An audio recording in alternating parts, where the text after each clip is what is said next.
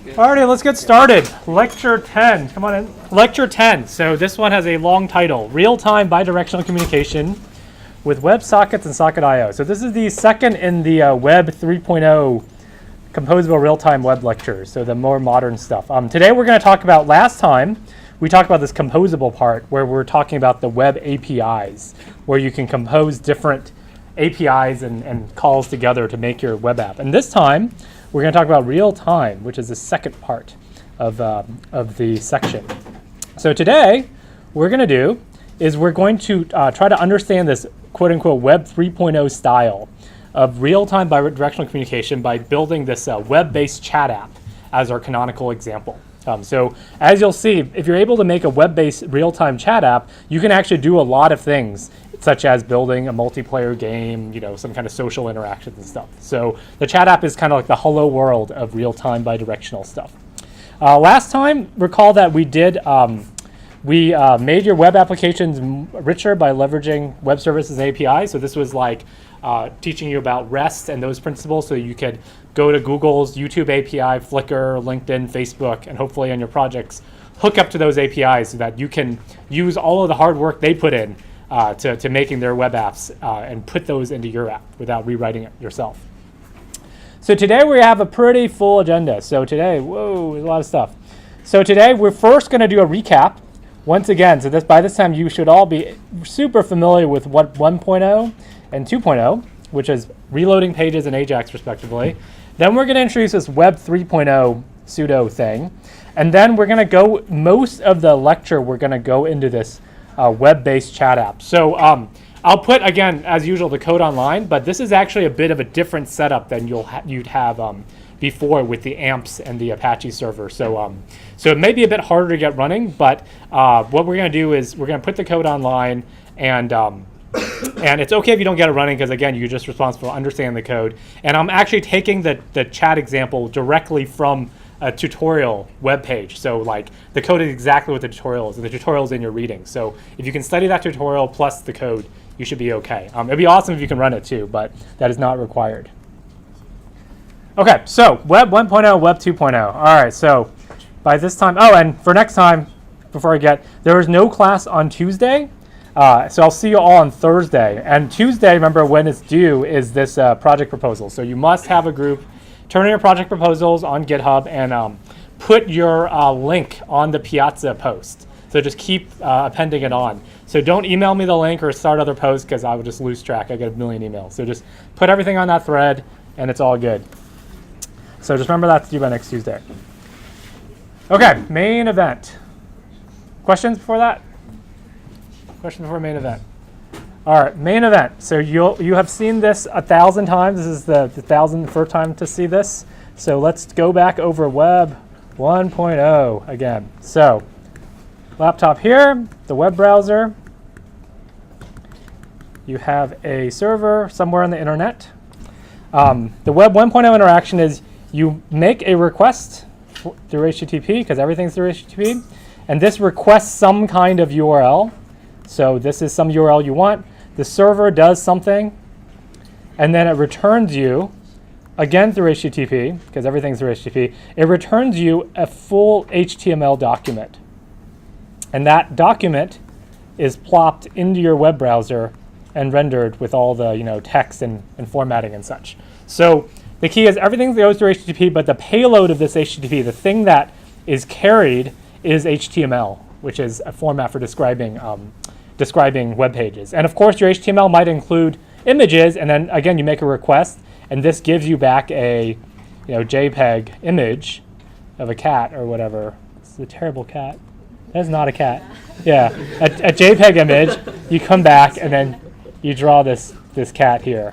All right. So that's Web 1.0. So if you want to interact with the page, what you do is you fill out some form. This is like when you're interacting with bureaucratic websites or whatever really old sites you have to interact with. Fill out forms. You fill out form. You press OK. You make a whole other request, and there's a whole separate request. They do some crunching, and they send you back a whole separate HTML file, and then you plop that HTML file over your existing one, and the whole web page reloads with your new HTML file, and then you're all happy. All right? It's Web 1.0. So then Web 2.0 improved on that a bit by, let me actually grab all this. So the first request in Web 2.0 interactions is the same because you need to load a web page in the first place. So you make a request, it does something, it finds the web page for you, loads it in, you're now in your web page. But then with Web 2.0, the nice new thing is that you have some JavaScript code, some JS or JavaScript code running in your browser that makes this call, right? It makes some call like $.ajax,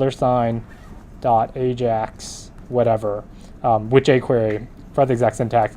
When you make this AJAX call, what happens is that it makes another HTTP request for some URL again, but then now the server comes back and it doesn't send back a full web page, it just sends back some little blob of data. So this data is usually in what's called JSON format, but it could be anything. So this is a little blob of data that's, contains some little bit of information.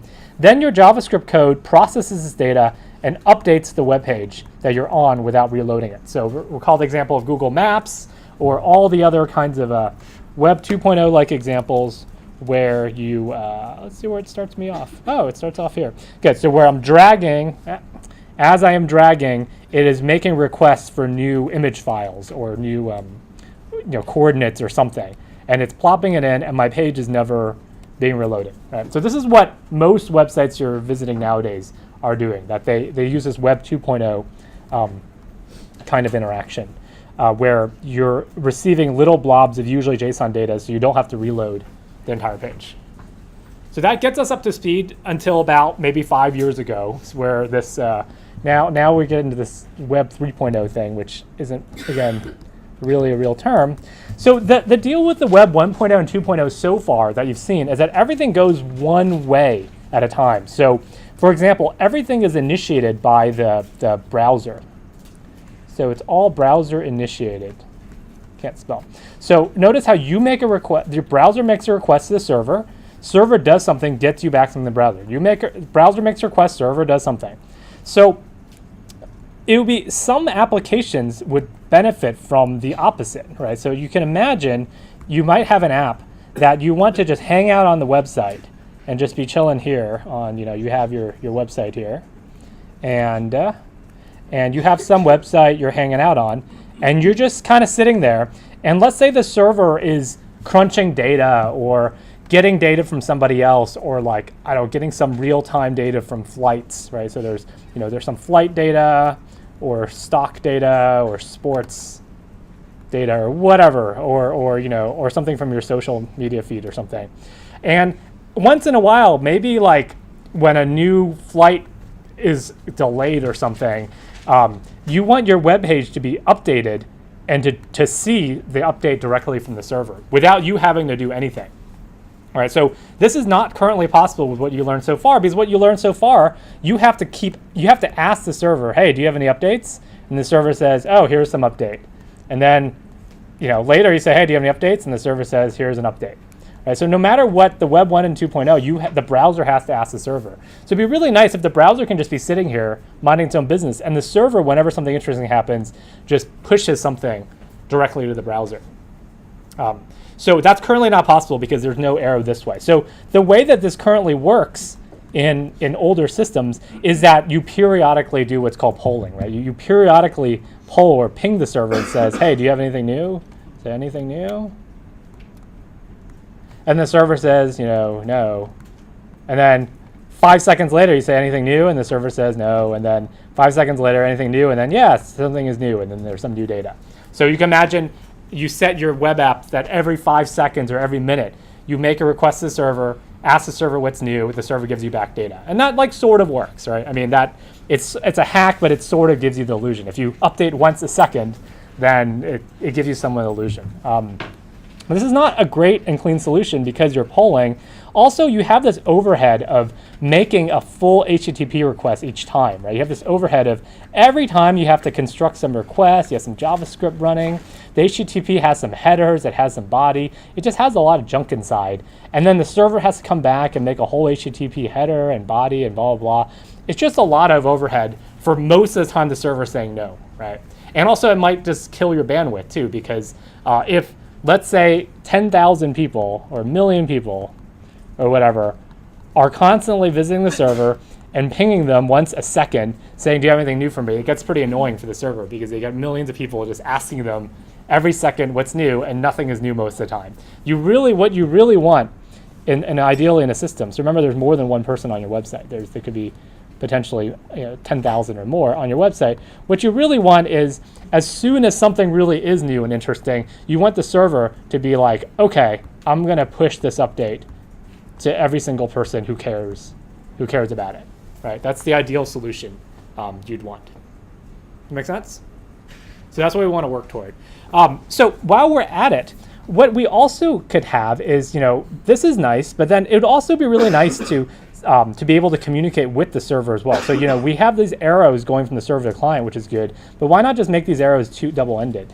So, this is terrible drawing, but why not just make all these arrows double-ended in the sense of, if you have a connection between a browser and a server, why not just make it so that both the server and the browser can just talk to each other anytime they want? So this is, I don't know how many of you actually make phone calls still, but this is called a telephone, right? Telephones are what's called a full duplex system. When you're connected to someone on the telephone, you can both talk at the same time. Like, you may not understand each other, but nothing is saying, oh, I'm going to talk to you like a walkie-talkie, and then, oh, you get it, you're going to talk back to me. When you're on the phone, you're both talking at the same time without ever switching back and forth. So it's a phone connection is really this bi-directional communication mechanism. And so far in the web, in 1.2.0, we haven't had that. We had a very one-directional thing where, recall the 1.0 and 2.0 is this. We've had this really one-directional limited thing where browser goes to server goes to browser, and then we're done. And then browser goes to server goes to browser, we're done. We can't go the other way, we can't go both ways. So all this Web 3.0 or real-time thing is that we want some kind of way for a bi-directional, that's what's called bi-directional, there's two-way communication. We want some kind of channel so that the server and the browser can communicate in real time, like they're, say, talking on a phone.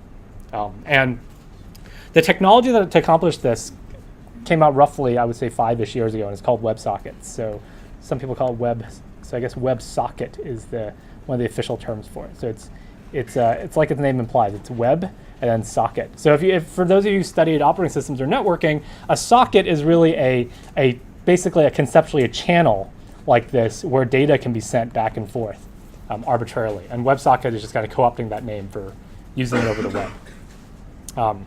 So that is WebSockets in a nutshell. So the nice thing about the WebSockets is that once you make a connection, you still have to connect somehow, right? Once you make a connection, that connection is actually persistent. So when that connection gets made, then you can imagine, this is a bad looking drawing, but you can imagine once this socket is open, then you can just send ones and zeros down this way, and then they can send ones and zeros down to you. You don't have to make new requests. You don't have to make HTTP headers. You don't have to make anything.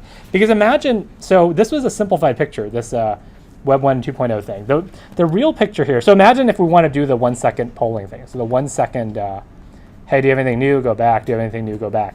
This is actually more overhead than you might think originally, because this is a simplified view. The real view of the world is, your laptop is here, your server is here. The internet is here in between you, and there are probably a gazillion computers connecting you in some ad hoc way, routing you to the server.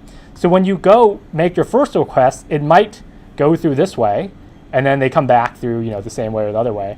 When you make your second request, a second later, it's a completely independent path. So you might go through the same thing and get some benefits of caching, or maybe they're busy or something is weird going on, and you might go through a whole different path, and then they might go back to a different path, and you might go again. So it seems super kind of high overhead just for doing something that's pretty simple. But the nice thing with WebSockets is once you're connected through some kind of path, just like a phone call, right? So if you think about what happens when you connect on someone on the phone, your connection is open, and that negotiated somehow you went to your cell tower, who went to some landlines, went to some satellite.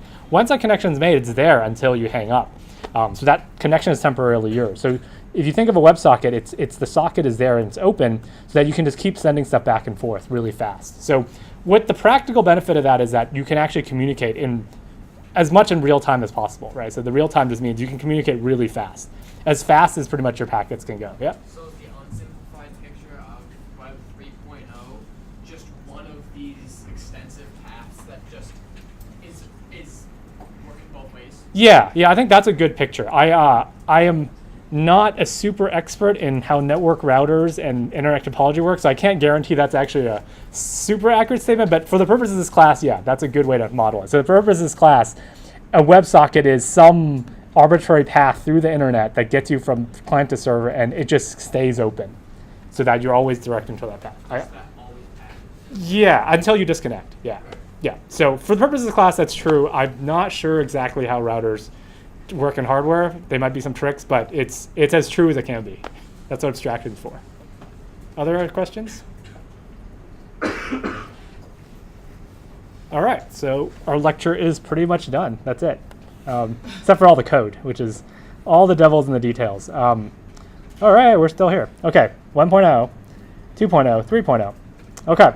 So now let's actually think about designing a web-based chat app. So we're going to go through this as a design exercise. We're not actually going to code this, except for the last one. So web 1.0 style, 2.0 style, 3.0 style. So let's think about you're back in 1995 or whatever, when you were probably not even born yet. Let's say you want to make a chat app. So in web 1.0 style, what you do is you have some page. I don't know, it's called chat dot, I don't know, PHP or whatever language you're using. You have some page and you have some box here, and then you have a send button. So the idea is you type some chat and you press send and you see it, and then somebody else. So this is one laptop with a tiny keyboard, another laptop with a tiny keyboard. Somebody else has the same chat app, right? Blah blah blah blah. You know, you hit send, you hit hi. So this says hi because you said it. This says hi, and this person says bye. Instead, and then you hear bye, and then they say bye, all right? And then you could have multiple people, right? Not just two people. So if we're in the terrible Web 1.0 world, you can make a chat app, but it's actually a pretty terrible experience, because what happens is when you hit send, what will happen is that you will have to reload your whole page, all right? So great, you hit send, your whole page refreshes, and because you're in 1995, it loads really slowly. It just loads really slowly. So what should happen when you hit send? So it should reload the page because it has to. But like, what do you want to happen on the server? So I wrote hi and I hit send. Put what you said in the chat box.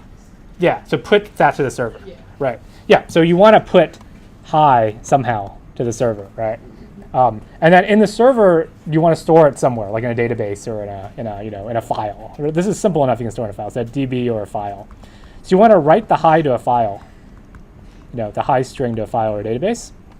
And then when you make the request, it comes back and you get a whole new page, and it's like, it reloads and stuff. And that new page should actually just read from the file, right? It should read the hi because the page contains hi in it. So now what your friend does is your friend doesn't actually see anything because they haven't reloaded the page or haven't done anything. So one thing they can do is if they hit reload on their page, if they hit the reload button, then actually let's model this. So right now there's nothing on the page. You say hi. Well, forget the bye. You say hi. You see this. Your friend doesn't see anything yet. Whoa. Your friend doesn't see anything yet, right? Because their page is just stuck. So they have to hit reload. When they hit the reload button on their browser, they actually go make a request. They see that hi's in the database, and then the page comes back, a new page comes back with hi in it, and they see hi. Does that make sense? And then if they send this chat, it's the same thing happens. You can make it a little better by just having the JavaScript in the page just reload automatically every second. Right? Did you have a question? That would be having the JavaScript reload would be 2.0. But it wouldn't be 2.0 because 2.0 means you would not reload. You would not reload the page. Yeah. So we're still in the terrible world of Web 1.0 where you are sitting there on your site. So the user experience is you're sitting there on this site. Every 5 seconds or whatever, your whole page flickers and reloads. Right, because it has to reload the whole page and make a request and see what happens. So then the real user experience here is both of you or all of you in the chat will see your web page reloading every 5 seconds. Because the only way to get new data is to reload the entire page back. Right? There's no other way to get new data. So if your app was a bit smart, it would automatically reload every 5 seconds. If it wasn't smart, it wouldn't reload at all, and then it would be up to you to keep refreshing. I mean, that's not unlike how, say, a discussion forum works, right? Or because it's not going to push you the update unless you reload the page. So yeah. In Web 1.0, how does the page know what text has been entered into the text field? That's a good question. Oh, you mean to get this? Yeah, like how does it know, like you typed in hi. Yeah, so then what you can do is you can either use JavaScript, or you remember how in Web 1.0 they're all forms, right? These are all form elements. So then, like when you submit the form, there's like a form, there's like text boxes in the form, and the whole form gets submitted. So that's like one of the early lectures. You see like post, action, whatever, and name, whatever. So that's one of the lectures. So yeah, so you can get that. Okay, so yep. Can we bypass the database and directly write to another computer? Did directly write to which computer? Oh, the second one. This one or this one? Oh, this one. This one. That one. So can you just go like this? Right, without the server. Right. So that's how, if you actually use right. So the question is, why do we have this server here, right? This seems pretty silly. Why don't we just connect these two computers together so that we could write? We could just have them communicate directly with each other, right? So you can do that. So how would you connect the two computers together? You would use a word that starts with S. You would use a socket. So yes, you can connect the computers together using not a WebSocket, but like a regular Unix style socket, and then write messages back and forth. And then that's not a web app anymore. That's just a Unix socket networking app. That's how, if you use like Instant Messenger or other sorts of things, that's how actually it works. So that's actually bypassing the web app part altogether. Does that make sense?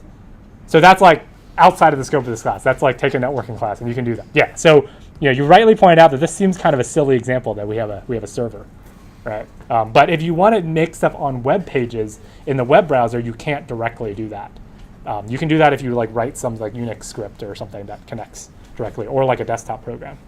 And those don't use HTTP. They use like different protocols like instant messaging, or like if you use like ICQ or AIM or GChat or whatever, they use a different protocol.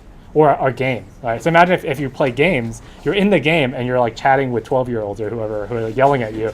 That's directly chatting, and that's not using this silly server thing. That's using a direct protocol that's much faster. That's way outside this class. Yep. So something like AOL Instant Messenger in like the 90s used just regular sockets? Yeah, that used. I think that did not go through this terrible thing, because even in the 90s, it was you could refresh it look like a real app that worked. But that wasn't a web app, right? That was a real thing you double-click and install on your computer that directly uses the sockets. Yep. Yeah, so we're only talking about, the good example, we're only talking about using a browser, like using a traditional web browser. Okay, so Web 1.0, terrible. Web 2.0, slightly better, not as terrible. So in Web 2.0, what you can do is now you have the power of JavaScript. And let's say it's pretty similar. I mean, it's basically the same picture as Web 1.0, except you don't reload the page. So when you hit send, instead of reloading the page, all you do is just send the hi string to the server, and the server writes it to the database. And then you're just hanging out. And then your JavaScript, every second or so, might just ask the server, hey, any updates? Any updates, question mark. The server says, sure, here's some updates. And this person every second says, any updates? Sure, some updates. So if you actually do this properly in Web 2.0, it gives the illusion that you are having a sort of real-time thing. I mean, if you're pinging the server every second, then at most your chats are delayed by a second-ish. So that's not terrible, right? So it will work. You have a question? Yeah, is that how, you said Web 3.0 was relatively new, like 5 years, I think? Yeah. So there were certainly like AIM and Yahoo Messenger Right. before that. Did that just work out of like a 1-second ping? Yeah, so that's what your question was. Those were not web apps, right? Those were, you install them on your computer, and they use directly sockets and other sorts of things. So actually, if you try to remember when the first IM applications came out in your web browser, it wasn't actually that long ago. It was probably 2008, 2009. And that didn't I think that those actually used some kind of hack like this to do the 1 second or whatever. There's other hacks that they could do as well. But the really old ones, they can just directly, people were messaging each other in the 70s, but they were just using some command line thing that pinged each other. Yeah, so not in the browser. Cool, other questions? Okay, so yes? It doesn't have the JavaScript to request the information. Well, the information is still going to display on the screen of computer one. Of the computer one. After computer one sends. Oh, yeah. So that's actually a good point. So let's say that's a good detail. So let's say computer one, I hit hi and I hit send. let's say that my server is all broken, but I can still, in my JavaScript, just put hi up here. Right? I can put my own hi up there because I see my own hi. But I'm asking if the server is working, but there's no JavaScript to request the information. Is the information still going to display on screen? If there's no JavaScript at all, then, so you mean on this computer, let's say this computer has no JavaScript at all, but it does have a form so you can submit it. If there's no JavaScript, then you can't display hi because you need JavaScript to manipulate the DOM. So if you don't have JavaScript, then you're back to the 1.0 where you would reload the whole page and then that will display hi because the new page you load has a hi on it. Yeah, that's a good question. Because some people do disable JavaScript on older browsers too.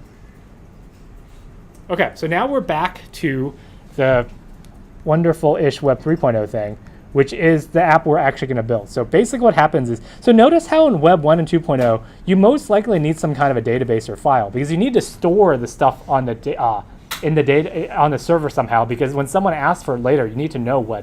So if you didn't store it at all, then it would probably just disappear into ether unless you kind of kept it in memory or something. But it is kind of annoying because you have to store this somewhere, either in memory if you're using certain frameworks, or more safely just store it to a file or a database. I mean, it's probably a good idea to store it anyways because you have a log of all the chats.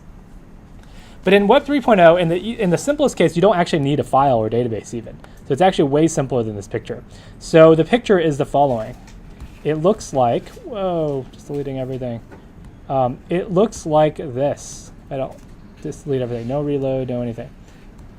Okay, it basically looks like what you would expect with AIM or like a real desktop app. So the point you mentioned about, and you mentioned about the desktop, instant messenger apps is that's what you would expect programs to behave like. You open a thing, you type in a box, hit send, it makes a funny noise, and your friend sees it and your friend chats back. It's very seamless, it's very fast. So with WebSockets and Web 3.0, you can actually make that happen in the web browser itself. So what happens here is when you connect to the server, it actually starts a WebSocket here, and then when the second person connects to the server, it starts another WebSocket. So there are two WebSockets here, one between the first computer and the server and one between the second computer and the server. So that they don't directly connect because they go through the server. So then what happens is when this socket's in place, anything goes both ways. So now when as soon as I have data to send to the server, I put a string hi and I just send it down right here. Then what the server does is the server sees it. There's a bunch of code on the server that processes it, right? So say hi. It is better at animating. Hi. It goes to the server. The server sees the hi. And then what does the server do with the hi? It sends it to both. Yeah, that's a good idea. You can either send it to one or just send it to both. So a simple thing is just whoever is connected, the server just sends the hi to everybody. Just hi, and then send the hi back to yourself too. So then it's actually nice because you don't need the special code here. I just received a message. It just happened to be from myself. That's fine. So then when I receive the hi from the server back, I display hi. When this person does, they display hi. So notice how this person never interacted at all with the server. They didn't touch anything. Nothing happened. The server proactively pushed the hi down this way. And then they have JavaScript on their end to receive stuff from the server and display it. Does that make sense? Yes? So for some web application, they actually have a feature that one person sends a message when the other person, another person is not connected to the server, and the next time another person connects to the server, it will receive the information that the person one sent it the first time. Right. So this is so how could you imagine that will work on the server? So is there a file? Yeah, so you need to store it, right? Yeah, so there's no magic. So yeah, this is the question about, if you're on Facebook or something, you can IM somebody and they don't have to be online, but then they log in tomorrow and they see you messaged them yesterday or something. Yeah, it's stored on the server. Yeah, I mean, there's still no magic there. Right, so this you don't need to store on the server because you're assuming everybody's online. But yeah, if you want to store on the server as well, then later someone can connect and get all the messages. I mean, there's just more code. But it's very possible. The key distinction here is that computer 2 here didn't ask for anything, and they just got a message. And same thing if I hit buy here, and I hit submit, then I send buy to the server. The server processes it, and then sends buy to both of us, I guess. And then we both display buy. And this, again, just to emphasize, doesn't just work on 2 computers, it works on 100. However many computers you want, connect to the server. You can just keep drawing this all day. They each have their own WebSocket connection to the server. pipe here.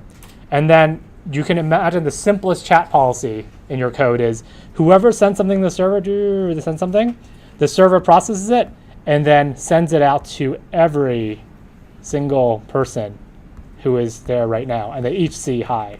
So this is like a chat room, right? It's not just a single chat person. Yep. In terms of security, is that any different than That's a great question. In terms of security, it's like preempting test questions. Now I can't use it as a test question. It is not any different because it's still going through just the internet, that unsecured. So you can imagine putting remember how whatever Web 1.2 use HTTP as their thing, and then some people use HTTPS, which is you do the security. There's a WebSocket.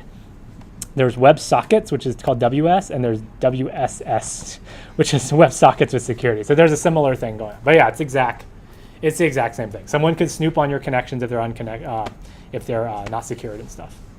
Yep.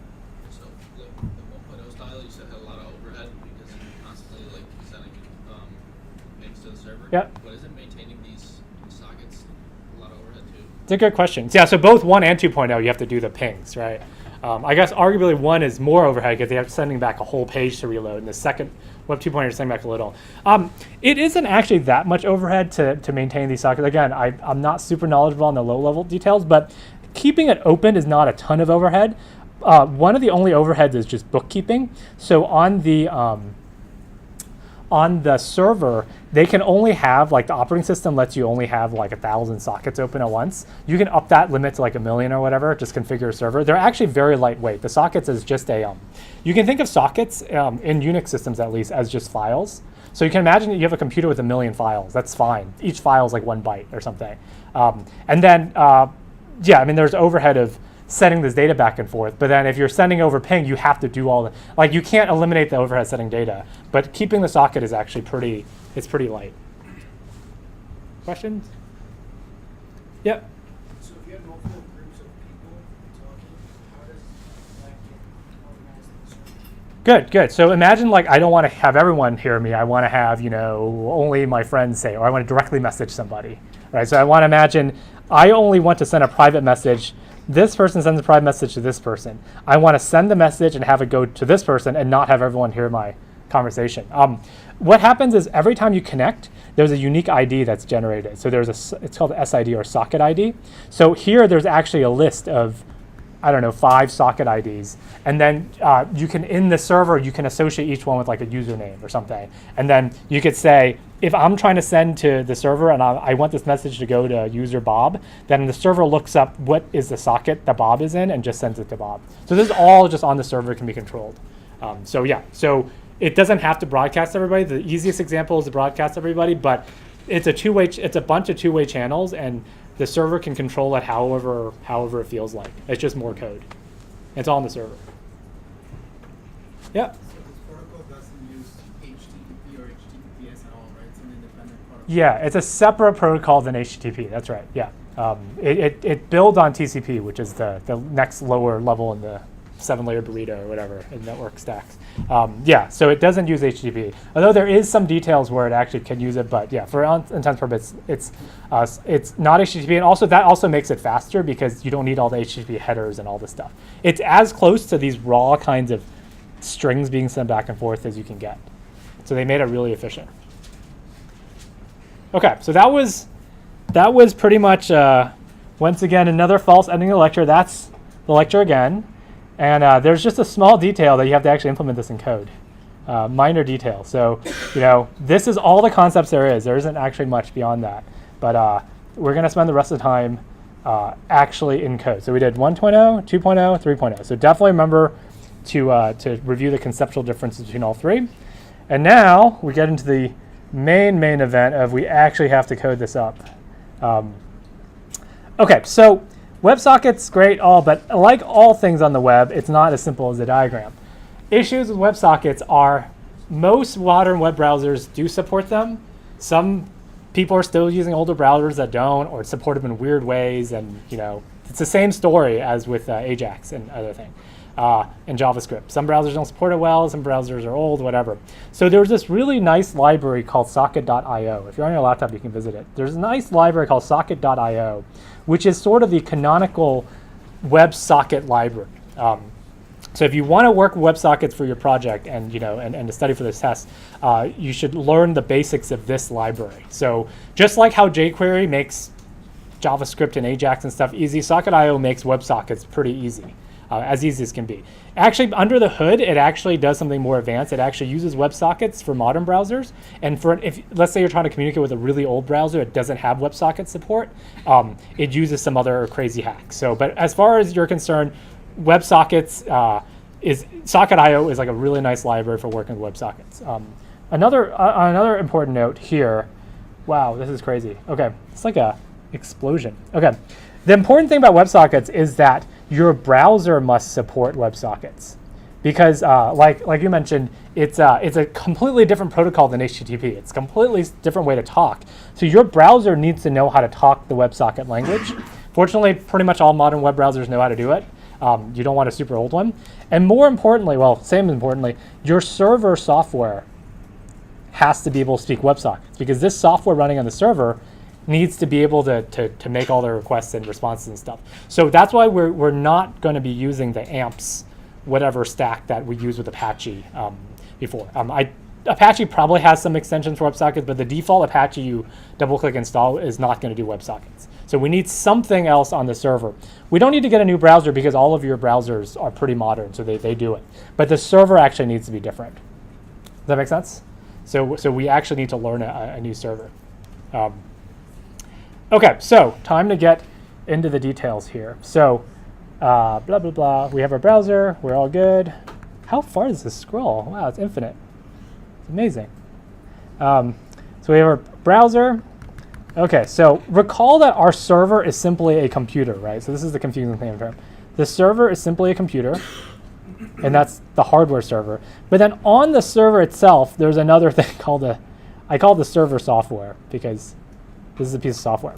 So you need some kind of software that knows how to talk to browsers and stuff. And what we've been using so far is Apache, which is one of the most popular. I think it's probably the most popular one in use. And then there's other ones like we mentioned in the beginning class, like Nginx, and Microsoft has one, and other ones have one. And remember that your server software can be written in any language, right? So we've seen software written in PHP, Python, Ruby, Java, C. There's C++ server. Remember how we went through that Wikipedia list that was giant? It's like every single language, there's a piece of server software. And different server softwares run on different languages and such. And okay, so what language runs in the browser? Just review. That a lot of stuff. A lot of JavaScript. Okay, so yeah, so I would say JavaScript's the only programming language. There's like markup languages like HTML and CSS, but JavaScript's the only thing on the server on the browser. So what language is missing from the server? JavaScript. Good. I gave away my question. JavaScript's missing from the server. So why did I not put JavaScript on the server for most of this class? Because I said you can run anything on the server. But, huh? Because people didn't. Good. Because historically people didn't. Also, I didn't want to confuse you, because for most of the class, I wanted you to think of JavaScript as only being in the browser, and on the server is all these other languages and more. But there's no reason why you can't run JavaScript on the server as well. But if I showed you this before in class, it would just be super confusing, because it's like, wait, is my JavaScript in the server or on the client or in the browser? But in fact, you can run JavaScript on the server. One question is, why would you want to do that? So why would you want to write your server in JavaScript? You could use all these other wonderful languages.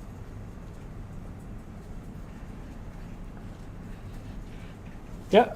It's light and distributed so that the client can process part of what you want to do. Yeah, I mean, that's probably getting a bit more advanced. But I mean, assuming that the code is completely separate, the server code is completely separate from the client code. Assuming that, is there an advantage in writing on JavaScript in the server? It's easier to enter like HTML than you've written. But it's on the server. There's no HTML. There's no anything. I mean, there's no web browser on the server. It's just code, just for loops and if statements. It's just a language. I guess it would be good if the programmer can write the front end and back end in the same language. That's right. Right. You should be in marketing. That's right. Exactly. So basically, for most of the history of web development, you need to know at least 2 programming languages to be a web developer. And that's twice as many as knowing one language, right? So, you can make a perfectly fine living back in the old days only knowing C++ or only knowing Java. But if you want to be a web developer, you have to know at least 2 languages. You have to know JavaScript, and you have to know something else, because something else on the server. So with the advent of JavaScript in the server, you can actually become a really proficient web developer only knowing one language, which is JavaScript, and knowing it really, really well. And that gives you a lot of advantages because you just program in one language and you know it down cold. So that's one reason why people have JavaScript in the server now. So for these upcoming few lectures, we're actually going to introduce JavaScript in the server. And I guess the point I want to emphasize is that there's no inherent reason why we're using JavaScript in the server and versus Ruby or Python PHP. It just so happens that the Socket.io library requires you to have JavaScript in the server, and it's a really nice library for WebSockets and stuff. So we're just going to have JavaScript in the server. So how many people have heard of this term Node.js? Some. OK, good. So who has worked with it or heard of it before? Yeah. So what do you know about it, and how do you work with it? It's great for real-time stuff, and essentially it works on a request-response kind of runtime, and it's great for WebSockets. It's great for WebSockets. Good. Because there's a Socket.io library. Yeah. So Node.js it's hard to find, but basically the way to think about it is this is the way of running JavaScript on web servers. That's the way you think of it. Just like how Apache is a way of running PHP or whatever code. If you want to run JavaScript on web servers, most likely you're using this system called Node.js. So JS stands for JavaScript. So from now on, we're going to forget about all these other pieces of server software and all these other wonderful languages we could use on the server. And our server software for the next 2 or 3 lectures is called Node.js or Node.js. And that is a piece of software written in JavaScript. So that means that your server code will now be in JavaScript, as well as your browser code being in JavaScript. At its core, what Node.js is that it actually is just a JavaScript interpreter on a computer, on a server. So you normally think of running JavaScript. Like this, right? So I'm in my web browser, and I do. Whoa, what's going on? There's some errors on this page. 291 errors. I gotta report these bugs. So I say like console.log, hello, and then it prints hello, and then console.log, 1 + 2 + 3, and magically does stuff, right? This JavaScript is running in my web browser. What languages can I run on the command line? I can run, Python, print hello, print 1 + 2 + 3. All right, I can run Ruby. Do I have Ruby on here? Maybe, yeah. So hello, 1 + 2 + 3, right? I can run, a C compiler to compile C code or Java or whatever. So far, if you're kind of using your computer, you can't really say JavaScript blah blah blah blah on your computer, right? Because you don't normally think of JavaScript as existing on your computer that you can run on the command line. You think of JavaScript as, oh yeah, I'm in my web browser. I can write JavaScript code or run it on the console or load some .js files in here, right? But with the magic of Node.js, Node.js is a program that's called Node that is running JavaScript on your computer. So I just wrote a hello world program here just to show there's nothing hidden, hello.js. And it is a very exciting piece of code, which is here. Yes, hello.js. Okay, 3 lines. Hello world, 10 + 20 is 30, goodbye world. This is written in the language called JavaScript, and I am saving it to a file on my computer, and I'm just going to run it. And I just run node hello.js. So it's called Node, it's not called JavaScript or whatever. I guess you could call it JavaScript. When I press enter, it's just like I ran a Python program or a Ruby program, whatever. It prints out the stuff. Yep. So you've talked about before how each browser has its own little quirks with JavaScript. Does Node have its own little Yes, quirks it's a good question. as well? Does anyone know that answer to that one? It's a good question, actually. So does Node have its own quirks because it's a version of JavaScript that's running on your computer? Yeah, I mean, does it go through the browser? Does it That's have right. its own compiler? That's right. So do people have ideas about that? So the answer is There's actually, the answer is kind of subtle because people have browsers have quirks with JavaScript partially because of the DOM, right? That it manipulates the DOM differently. Browsers also do have quirks with the JavaScript compiler interpreter itself. So if you write some weird JavaScript in Chrome, it might print out some value and Safari might print out some other value. It's less likely, but it does happen. So what Node actually is that Node is the JavaScript engine from Google Chrome. So it actually basically ripped out, because Google Chrome is actually mostly open source. So the JavaScript engine in Google Chrome, oh my God, what's going on? The JavaScript engine in Google Chrome is this thing called V8, which is, oh my gosh. That's the JavaScript engine in Google Chrome. And what Node did is it just took out that code for the JavaScript engine, took it out of the browser completely, and then just put it in a command line program. So to answer, it does not go through the browser at all. There is no web browser. So I can't write jQuery code here and have it execute and do stuff because there's no DOM or browser. As far as I'm concerned, when you're running Node, JavaScript is just a language. I can write, var I equals 0 for I equals 0, I don't know. Let's see if this works. Live coding is always fraught with difficulties. Let's see, I'm going to save. This is just like writing code in Python, Java, whatever other language. And, oh my gosh.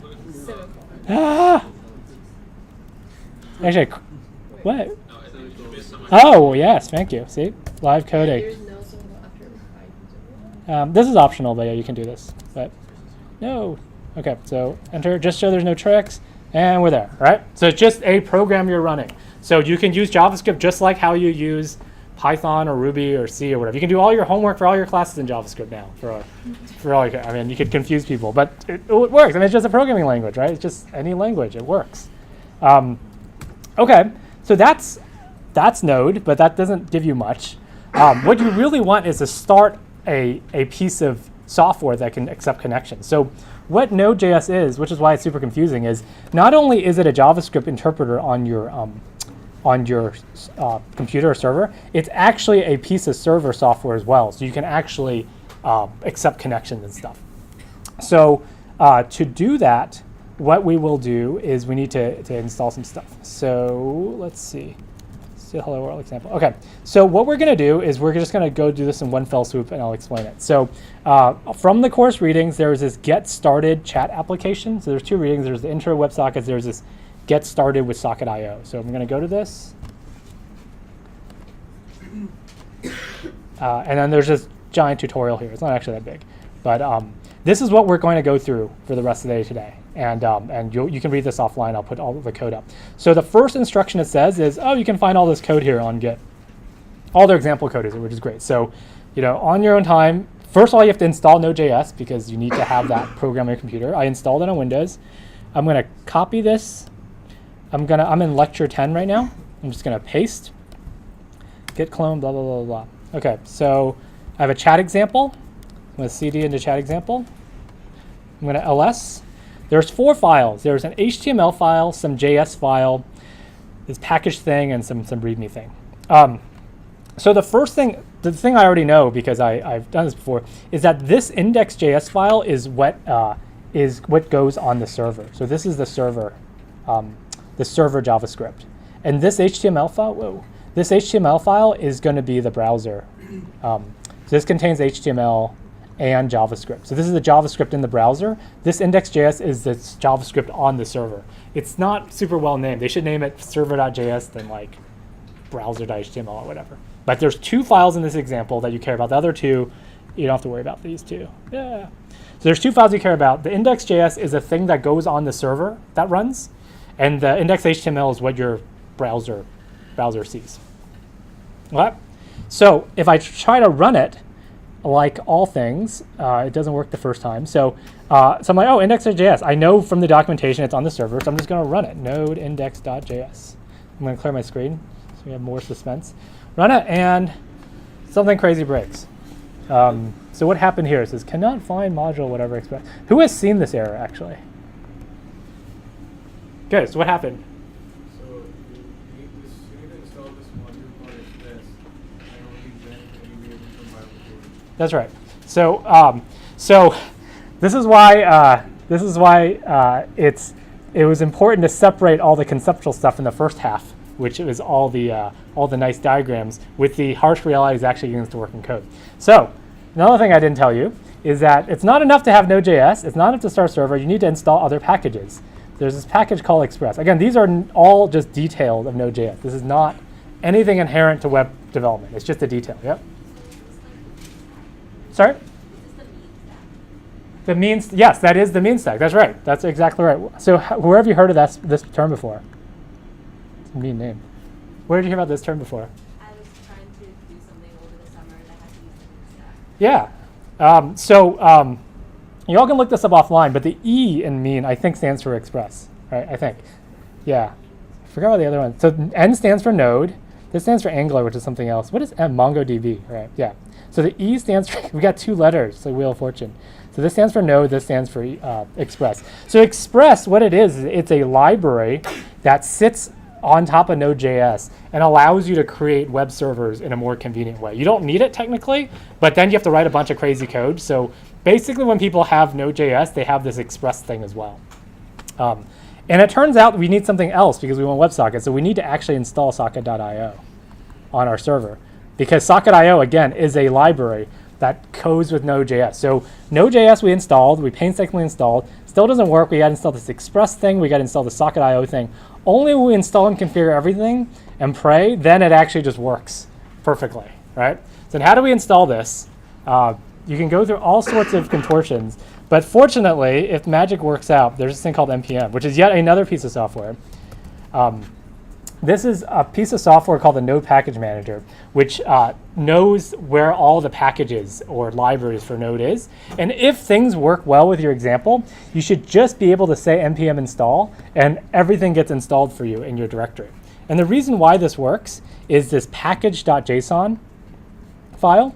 This magical package.json file, which I told you not to worry about, is actually contains the instructions for what packages this program needs. So notice down here, it says dependencies, Express version 4.10, socket.io version 1.2. This file tells the Node system that in order for this app to run properly, you need to have installed those two pieces of library, those two libraries with those versions. Does that make sense? So how do you do that? You can manually do that, but there's this program called npm that does it for you. So because there is this dependency file and it's written correctly by the person who wrote the example, then what I can do is I can just type npm install in this folder and press enter and hope my internet works. And some stuff happens and it's downloading the two libraries and installing them. Yep. Will it still work in later version, or do you have to run This is a great question, the version number, right? The answer is it depends. It just depends on how they do the version. This example says those versions, so we're just sticking with those versions. That's just a whole versioning problem, right? If you release a new version of your software and it breaks somebody else's stuff that's using a whole version, they're gonna be really mad. But all right, so what this says is socket.io got installed. Socket.io actually needed some other stuff that you don't need to care about. And then Express got installed. Whoa, it needed a lot of other stuff. All right, so now all of this stuff should be installed for you in this node module subdirectory. You don't need to look into it. But now that means that those two things are installed now. Yep.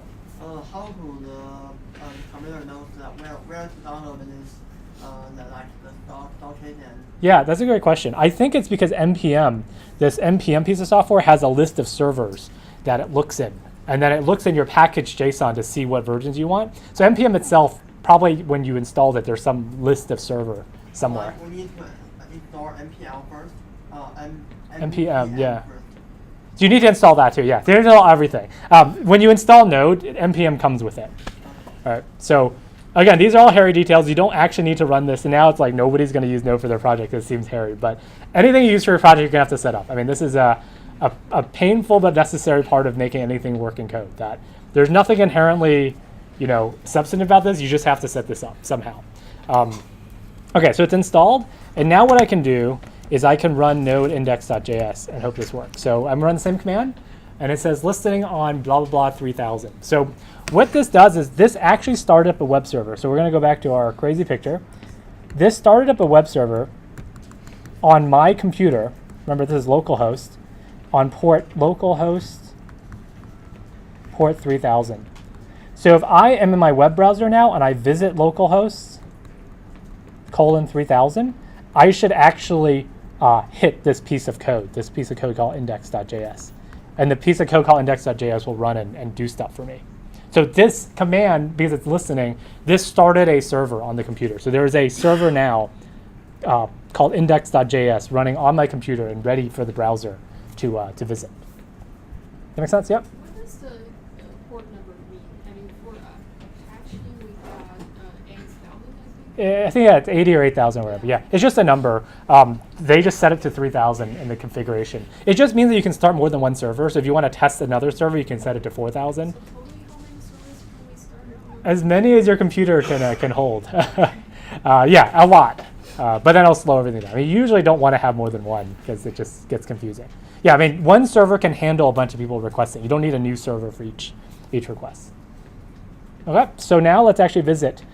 Keep that picture in mind, and now let's visit this server. So to excitedly visit the server, what we're going to do is we're just going to go to a new tab, localhost :3000. All right, so now we actually hit a web page. This server gave us a web page. So when I requested the server, when I made the request to the server, it came back to me with an actual web page that looks like this, with a box with a send thing. So that's actually index.html that's loaded from the server. So there's some distracting thing in the background here. Now I'm going to open another window and do localhost 3000. I'm visiting again, and let's do another window. 3000. So this is like I have three-ish. I have 3 browsers visiting my server, right? So just to drive the point home, it's as though I had 3 different computers, because it doesn't know they're on the same computer, visiting one single web server. So I actually I have 3 WebSocket connections open with it now. It just happens that everything is happening on my own computer, but pretend like it's not, right? 3 different browsers from, there's, let's say if we made this on the internet, all 80 of you could connect on. It's probably not a great idea right now, but all 80 of you can connect on. This picture make sense? Okay, so now what do we actually want to happen? If the example works, if I type hello, what will happen is that when I hit enter, everybody will see hello. And there you go. All right. Now if this person types, this is cool. As soon as I hit enter, notice the other 2, this is cool, right? And this person types bye, and then this works. All right. So that basically your website, a normal website, is acting as though it was like the IM Instant Messenger app on your computer. It's just as responsive, and there's nobody going back and forth and stuff. And you can just do this, to your heart's content. And I guess if we set this up online, we could have all of you go visit, because it can handle. I mean, 80 people it could definitely handle, all connecting on. Okay, so that's what it is. And now we actually will spend the next 15-ish minutes going to the code to see how it does that. So let's just keep it all open. So the code they've written is a little bit, compactified, because they want to make the example small. So what I'm going to do is I'm going to just expand the code and put comments in. I'll put more comments in afterwards so you can study it. But the code as they have it is actually extremely squished together because they want it to be small. Okay, so the index.html, this is the page that you see when you visit the URL. So this is a normal web page. So I'm gonna make the font a little smaller. There's some stuff. There's some head style. This is all CSS, so you can ignore all this. This is just making it look with the font sizes, whatever. CSS in the head. Now here's a body. The body has a UL, which is a list. It's called an unordered list. This is a list of messages, and then it has a form. The form actually has no actions. This is like on exam 1. There's no action. And then there's an ID here. Sorry, input. There's an input box. So this box here, I'm just going to correspond pieces. This input ID equals M. Again, they put tiny names to be compact. It's not great. This input ID equals M is this thing right here. It's that thing. Right? It's just a text box you can input. It's just an HTML element. This thing here, actually, let's we can side by side it. No, it's gonna be hard. Okay, well I'll just paint over it. This button, send button here, this is that. That makes sense? Just a button that says send. And then that's done with the form. And this ULID messages is this thing right here. It's actually, a UL is an unordered list, so it's something you can append onto elements. It started out empty, so when I actually, if I reload this page, there's no, this is just an empty frame with nothing inside, and we're going to push messages inside of it. Okay, and then in this style, they actually put the JavaScript at the bottom of the file because they didn't want to use jQuery ready or whatever. So after all this loads, then what this does is it loads the socket.io code, the client code, and it loads jQuery, just like how you've seen before. And then there's the JavaScript right here. It's actually not super big. Okay, so this was a question last time about JavaScript and stuff. So this is actually the client part of the socket.io library. So the socket.io library actually has two parts. There's the JavaScript that's in your browser, and that's called socket.io. There's a socket.io JavaScript in your browser, and then there's a separate socket.io JavaScript on your server, because you need to have both the server and the browser communicate. So this file, the point about this file is that everything in this file is loaded in your web browser itself. It's all in the browser. It's loaded from some server, right? You're always loading something from some server, but it's all sitting in your browser and running in your browser. Okay, so what this code does is the following. If you think about what the chat does, the chat should only do two things. It should have some action for when you press enter and send the form, and then it should have some action for when somebody else sends something and you're getting some data. It should only do two things, right? Does that make sense? So the first action here in JavaScript is this form.submit right here. So this is a little bit hard to read, but if you actually read this, this says that when you submit the form, when you actually click the button to submit the form, or you press enter to submit the form, you'll do something. You'll run a function. And this code originally confused me because I'm like, how do you submit the form? It turns out that in terrible HTML fashion, you don't actually have to know this detail, but if you have a button inside of a form, it actually automatically turns into a submit button, unless you tell it not to. So clicking that button submits the form, even though it's not obvious at all. It's like, I have a button, why am I submitting the form?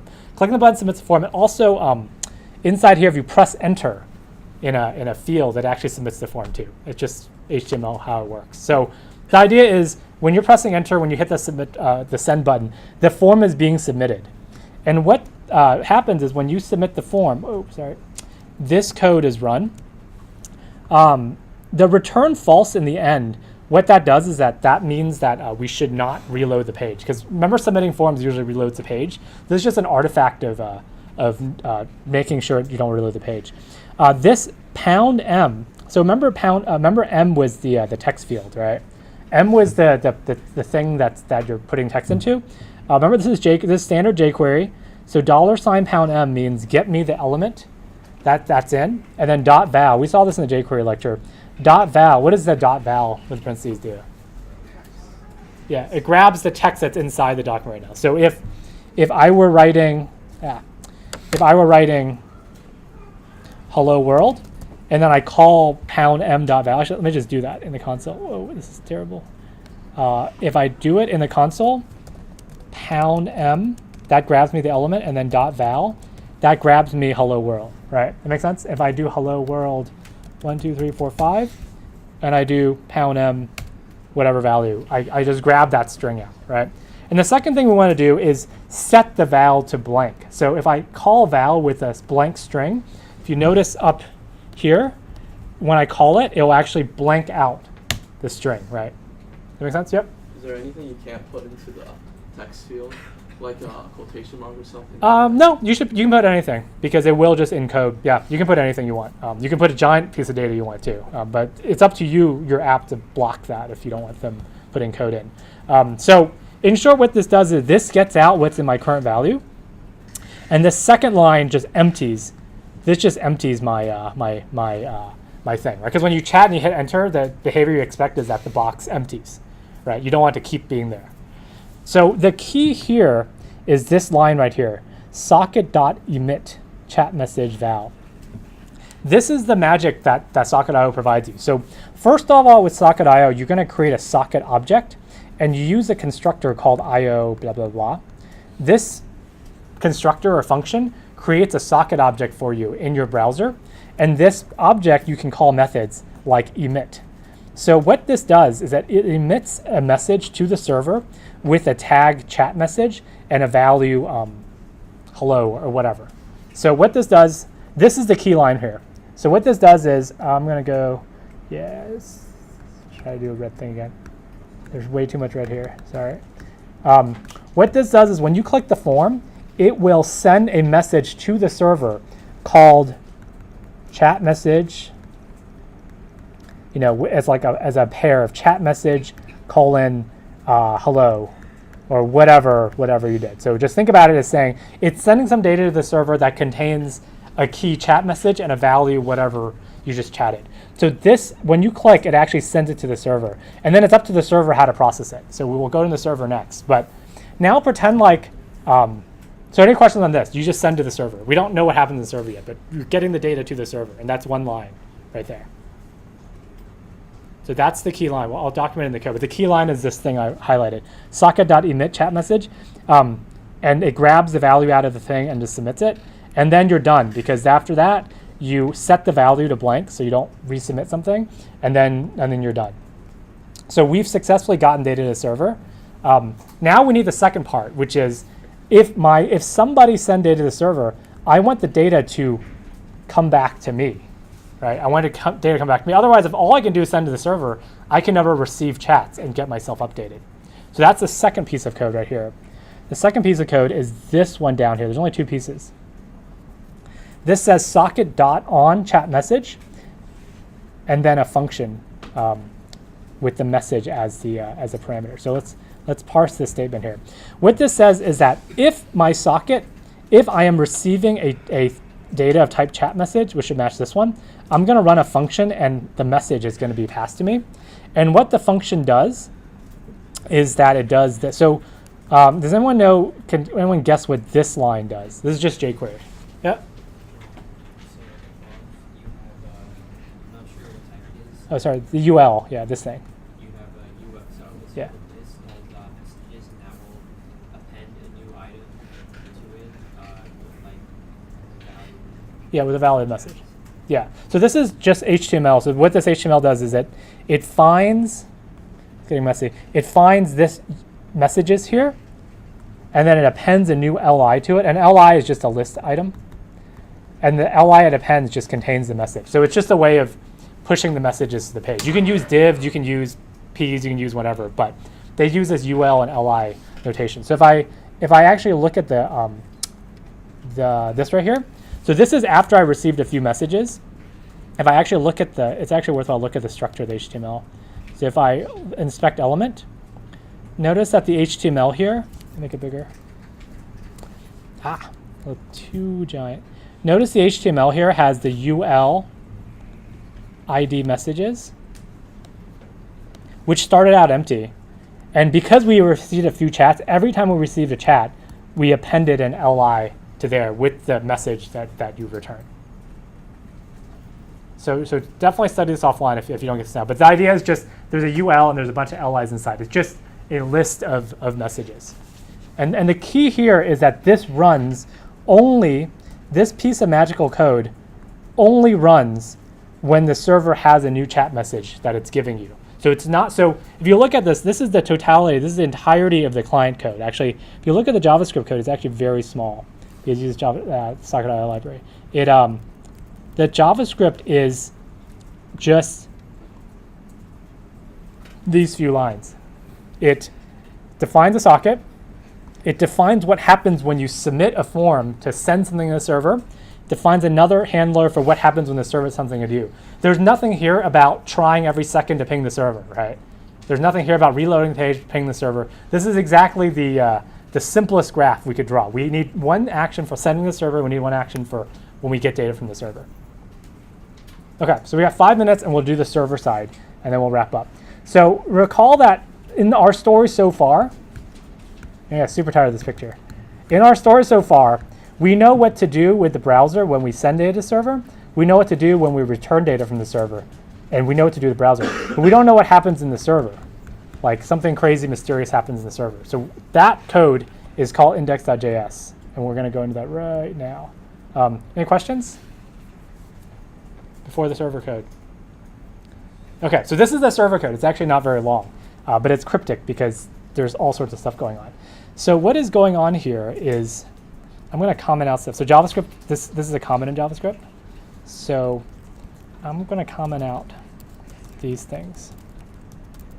So just pay attention to the code here that's not commented out. So there was this app, which is some Express thing. This is initiating an Express object for creating web apps. There was this HTTP server. So how the data flows is this. You first import this Express magical thing. You create an app object out of it. And then this app object gets smushed into here, which is you create a server object, and then you assign it to HTTP. And then finally, you call an HTTP listen function or method. So this is the port number you asked about. They just said 3000. That's the example. You can pass in whatever, 8000, whatever you want there. When you run this code, what happens is, with all this commented out, what happens is that the web server is actually started and it's listening for connection. So this is a web server running on using Node.js and Express without the WebSocket part. The final part of this code is this app.get whatever. So who can kind of guess what this function does?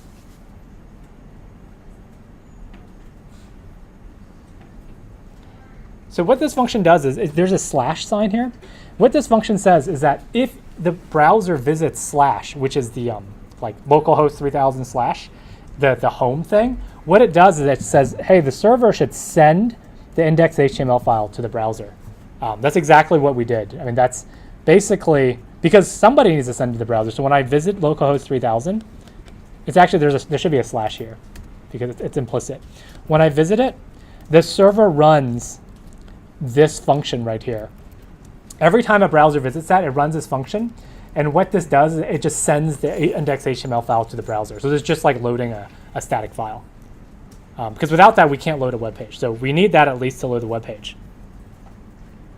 Question on that? Yep. Are they doing the same on print to the HTML to this browser? Yeah, so it's sort of like, this is sort of the analogy of when we're doing the CGI, I can't even spell it, CGI script of print the HTML. That's pretty much exactly right. It's taking the file and just printing the string and sending it over the wire. Except the nice thing about this is you don't need to put a header or anything because the Express framework does it all for you. But yeah, essentially just prints the HTML file. Why do you need to send it back to the computer if the whole point is having this on the server? Why do you need to send it to the computer? Because if you didn't have this line, then what am I visiting, right? When I visit localhost, what happens? Like some code needs to run, right? So remember, this could be on a completely different computer, right? I'm visiting your computer. I don't know what files you have. So when I visit slash, you have to tell me, here is index.html, and here it is. Yeah, so Node has nothing. I mean, you need to tell it that, even the basics, otherwise I don't know what to do. So in the 1 minute left, this is the actual part that's the main event for the WebSocket. So all this other stuff, I guess I'll move it down here. All this other stuff is not WebSocket relevant. It's just, you need all this stuff in order to just run a basic server that serves index.html. As a note, why is the program hanging? So this is a note. Notice how the program didn't exit. It's just hanging. So why is it hanging? Why isn't it done? Sorry? Well, the socket's still open, but even without a socket, the server has to be running, right? So the idea is when I run a normal program and I run print 3 + 5, when I hit enter, it just runs and it exits. But if I run my server and it exits, then the server's dead. So what actually happens is this listen call, this just hangs there and waits. So when you're actually in this function, it just sits there and waits until somebody does something. It's not super relevant, but it's the reason why it's not exiting. So the most relevant part in the final minute is this line that we just commented out. So we have a require socket IO. This actually takes the HTTP in and creates some magical socket IO object on the server. And then there's just one function that does all the server functionality, which is this right here. And you'll be able to see a lot more of this in the tutorial. Is basically how to parse this is whenever somebody connects to the server using a socket, it will run this, and it says that whenever somebody anybody sends a chat message to me, I'm going to do an io.emit this chat message to everybody. So this io.emit on the server side, actually what it does is as soon as you get a message, it will emit the message to everybody who is listening right now. So it's a similar call as the client. So again, the details of this are all just, they're just function call names in the Socket.io tutorial. Won't worry too much about this. But the idea is that there is some code that is on the server that needs to run to handle connections coming in and needs to run when someone is messaging. So I'll put all this code online and annotate it for y'all. And I will be gone next Tuesday, but I'll see you next Thursday. And good luck on the project proposals, and remember to turn it in Tuesday night.